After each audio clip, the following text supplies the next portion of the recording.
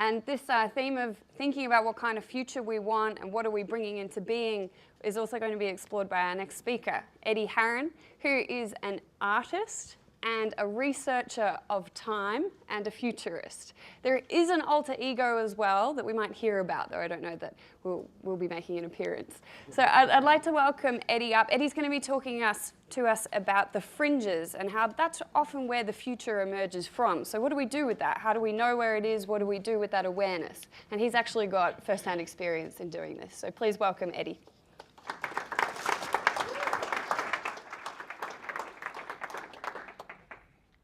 Yay. Okay, hi everyone. I'm Eddie. Really nice to be here. And today I'm going to share some of my first-hand experiences as a Fringe Scout working at a large corporate.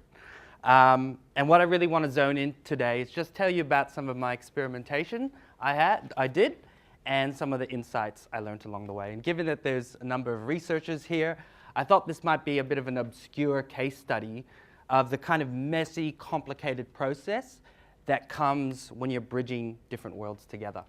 I have trouble thinking linearly sometimes and structuring my thought linearly. So this is kind of like a collage, I suppose, and I'm going to give you lots of names, and it's going to be on my PowerPoint, but I've made a little Google Doc at the end where I list everything. So if you're more interested, you can follow up. So any note takers, don't worry, you'll have something else to look at.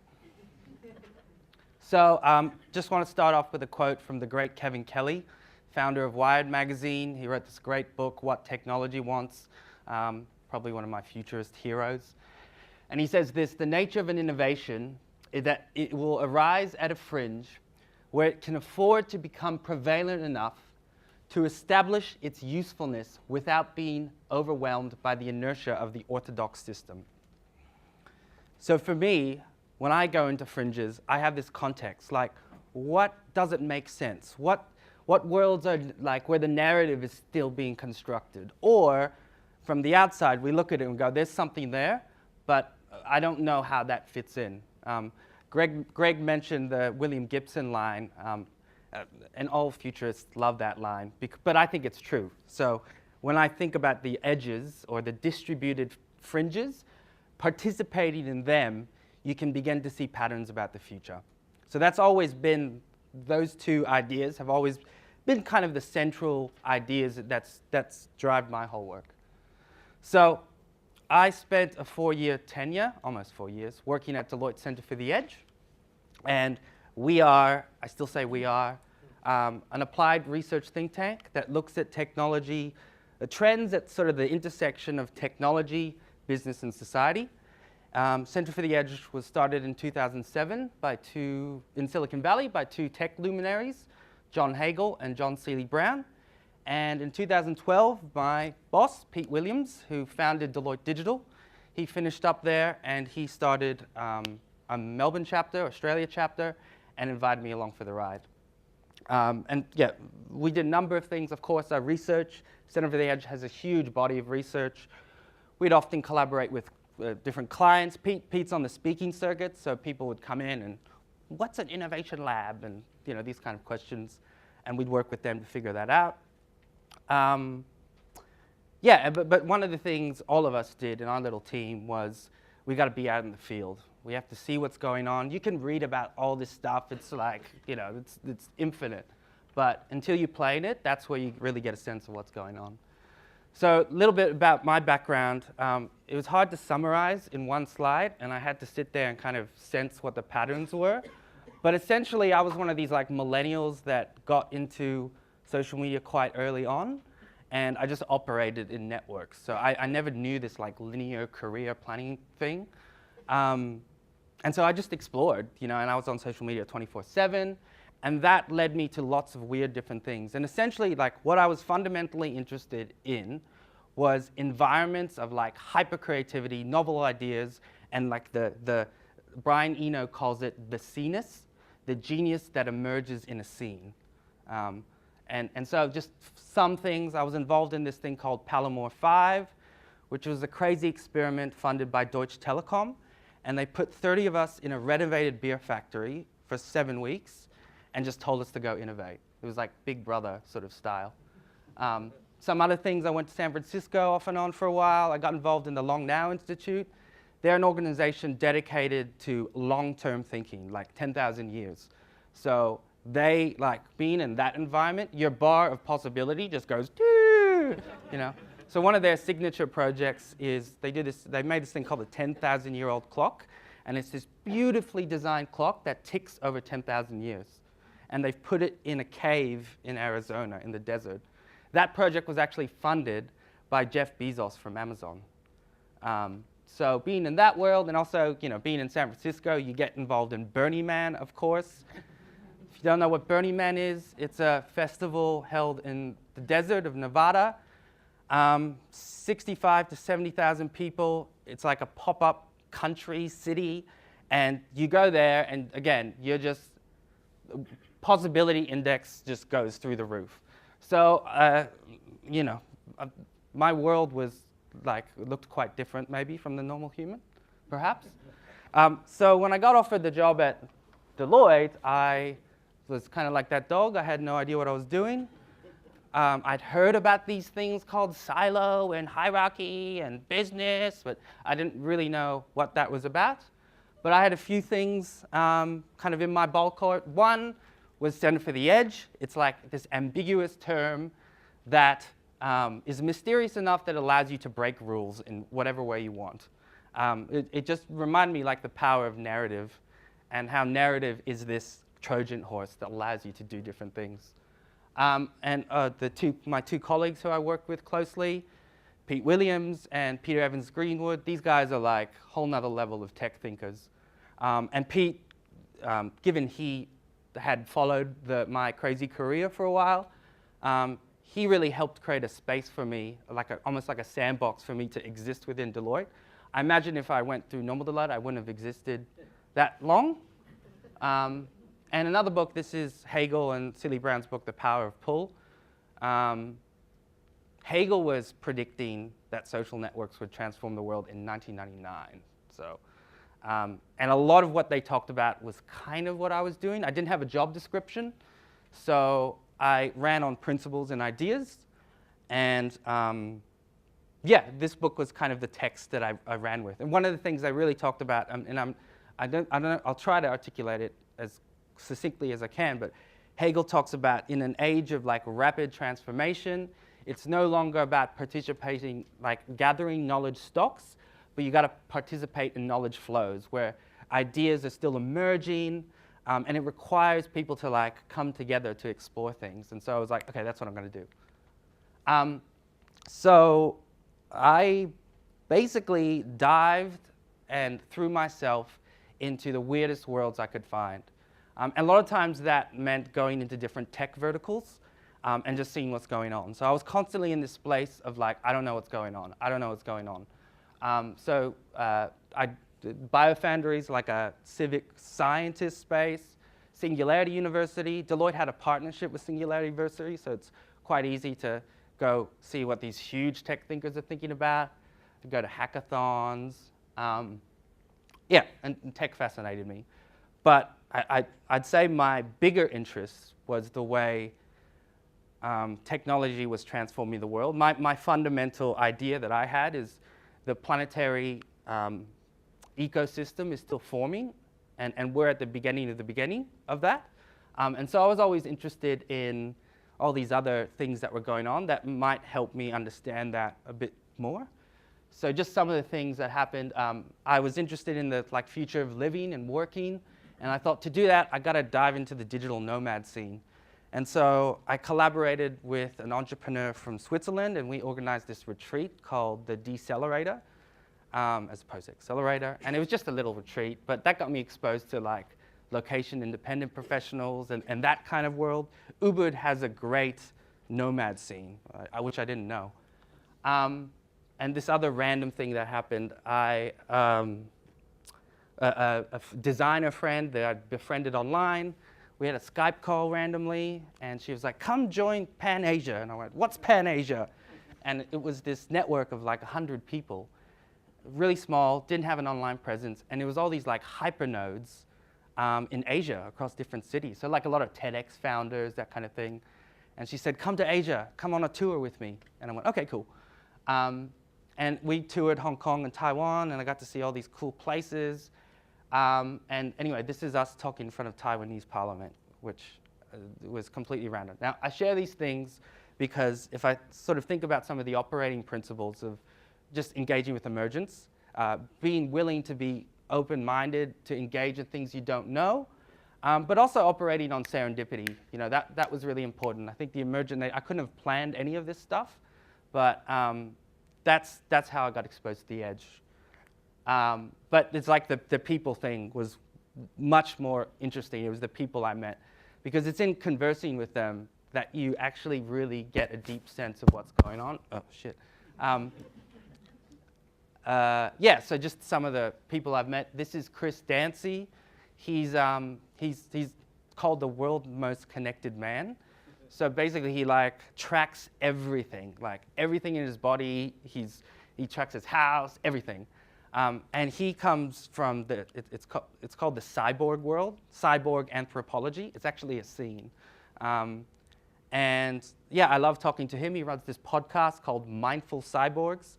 I often don't understand what he's saying to me, but I find him interesting nevertheless, because he's pointing to what this merger of human and tech could potentially look like. This is Jen, who I met via a friend, and we met on a Wednesday night and just had a beer. And she's in the disaster relief space, and she's setting up innovation labs in disaster zones, which is a really interesting challenge. And we were talking about how do you do that? Innovation requires diversity. So how do you bring a designer into a disaster zone? What's that model look like? This is Alexa Kay. Probably, yeah, she's like a culture hacker author. So she wrote this book called The Misfit Economy, where she went around the world and she interviewed people in informal markets, so drug dealers, Somali pirates, and looked at what that can teach us about innovation. And one thing I got, she was actually looking at fringes, and that kind of cemented in me, okay, perhaps there's similarities between what she's doing and what I'm doing, just on different levels. So that was my normal world, but I was kind of in and out of that boundary between corporate and not corporate, and in order to make sense of it, I would often reach out to people outside the firm, funnily enough, who helped me make sense of the firm. So I just saw that, I realized that these two were part of your digital disruption group, Kai. Yeah, I just realized. So I was friends with Steve, who was part of the Yammer team in Australia, because he's a bit of an org design, what do you call it, HR tech geek. So he gave me language. Simon Terry was actually really supportive. He could translate what I was doing. And so I got a bit of fluency in this kind of world. This was an experiment I did that I found really useful. So at Deloitte Melbourne, there just happened to be these really cool spaces, literally 2 to 5 minutes down the road. So you had Hub Melbourne, which was one of the early pioneers of co-working. And so they had 2 floors. And you go in there, and it was a really diverse network of more like social change types. You had School of Life, which is a philosophy school down the road. And then you had The Village, which, oh, Luke, cool. I didn't even notice you. The Village, which is down the road, which Luke was at a few times. We connected about, 8 years ago? Ages ago. Anyway, at The Village, this is where I met Tim, who's over there, who founded The Village. And I used to just sort of hopscotch, because that office environment didn't really do it for me. And I used to take Deloitte people along the ride with me and say, just come co-work with me, or come check out these spaces. And their eyes would light up. The people get really excited. And that was another kind of click moment for me, is, okay, this is how I weave the thread. I bring the ecosystems and create pebbles along the way. So I embedded myself quite deeply in Deloitte. One of the tensions I had is I wanted to just keep exploring the fringe, and I used to get in trouble because I did that too much. but then I'd embed myself back in, and I wasn't playing in the Fringe, but I did ultimately get to a good balance. And I became like a power Yammer user. I would join every single group on Yammer Australia, and then every single group on Deloitte Global Yammer, and I would just like talk to people one by one by one. And it was through that I really got a sense of what was going on, and I could kind of transcend that hierarchy structure that wasn't familiar with me, that I just didn't know. We had like a Center for the Edge group, which got a lot of traction. But yeah, it was just through the people, one by one, that I really could start translating my work. So you had Alicia Duddick, who's a design ethnographer. When you talk to an ethnographer, like, they know culture. So she was quite helpful. Juliet Burke, who I also saw happen to speak last year, she's all about diversity and inclusion. So she was a great person to talk with. I could be weird around her. And then you had Raf, who worked in innovation, and he said to me one day, and it was one of these penny drop moments, and it sounds simple, but he said, Eddie, just tell us entrepreneurs and innovators in-house what's going on, and we'll be able to translate it across for you. So that was another penny drop moment, and I think metaphorically a lot, and like I just imagine like a baton, like you're just passing the baton from one edge to the next, and that was potential. That was my role, I guess. I just want to tell you about a Fringe that emerged within Deloitte. So a partner, Josh Tangent, he worked at Deloitte Private, and he accidentally did a pocket fail, and he made this Yammer group called Asawa. It was like ASWWA. And the hive mind really got on board and got into it. So you had partners and consultants, and it was just this like random experiment. And then people started making T-shirts. This is David Redhill, who's the Chief Marketing Officer of Deloitte. He got really into it, and he wore the T-shirts a few times. And what was interesting is everyone there were all the Power Yammer users, but they were involved in edgy initiatives within Deloitte, all across the firm. I guess they were the mavericks. And what it reinforced to me is like, you need these safe places where you can tinker with knowledge. And that's what allows these novel ideas to come through. And it was really cool, just the emergent nature of this, and how this emergent thing ended up becoming another way I could get into Deloitte. So I just want to tell you about a Fringe that I discovered. So when you hang around weirdos all the time, I was essentially looking for my own weirdness, maybe. And I ended up chatting at School of Life with a futurist, Dr. Christine Alford. She actually runs, she's at the University of South Australia now, and she's setting up this futurist museum called MOD.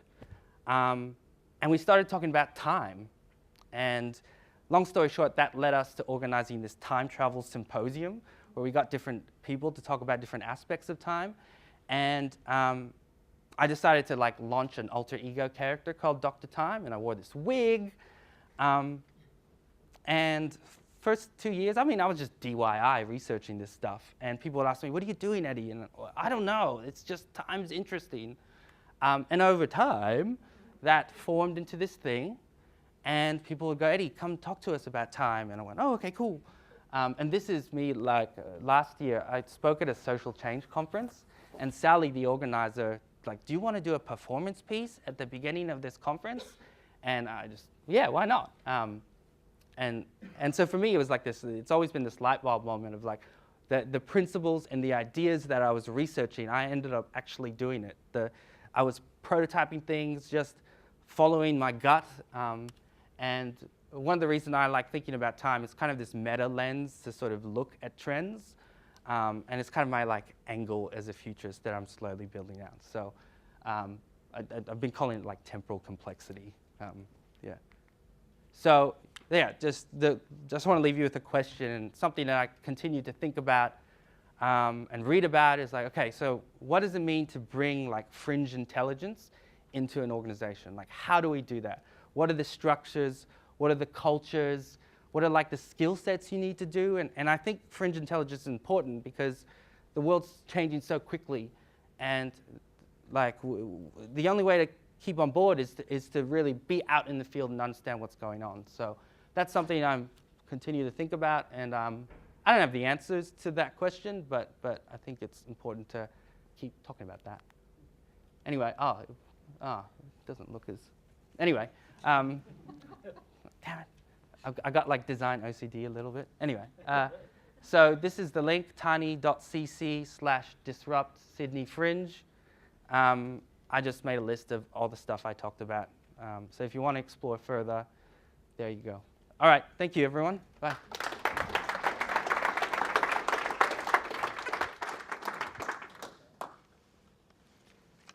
Thank you, Eddie. We hear a lot about ambiguity and uncertainty being a feature of our time, of our era, but actually sitting with it for several years in a corporate environment, I can only imagine how stressful that is, people expecting you to have answers when you don't. So I think there's a lot of courage and bravery that goes into sitting with that feeling, and that's something that we can all learn from.